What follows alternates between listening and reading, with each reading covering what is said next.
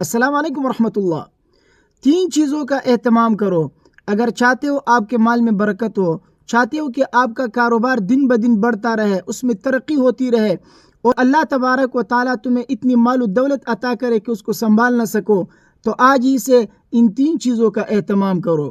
سب سے پہلی چیز درود شریف کی کثرت کے ساتھ درود پڑھا کرو۔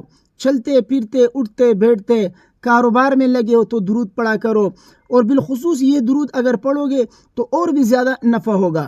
وہ کیا ہے؟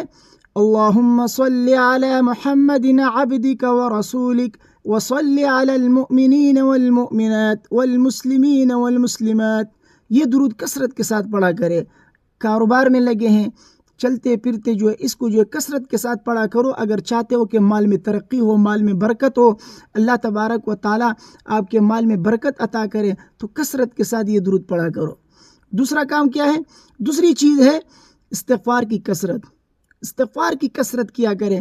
اللہ تبارک و تعالیٰ اس سے بھی مال و دولت میں اضافہ فرماتے ہیں۔ تیسری چیز یہ کہ جو نفع ہو اس میں اللہ کا حصہ مقرر کرو۔ تھوڑا بہت جتنا بھی نفع ہو اس میں اللہ کا حصہ مقرر کرو۔ اپنی طرف سے جتنا آپ کو آسان لگے، جتنی آپ کی سہولت ہو، اتنی آپ اللہ تبارک و تعالیٰ کا حصہ اس میں مقرر کریں۔ اللہ تبارک و تعالیٰ آپ کے مال میں برکت عطا فرمائیں گے۔ اللہ تبارک و تعالیٰ کا حصہ اپنے نفع میں شامل کرو، اللہ کو بھی اپنا پارٹنر بناؤ، پھر دیکھو کہ اللہ تبارک و تعالیٰ آپ کے مال و دولت میں کتنی برکت عطا فرماتے ہیں۔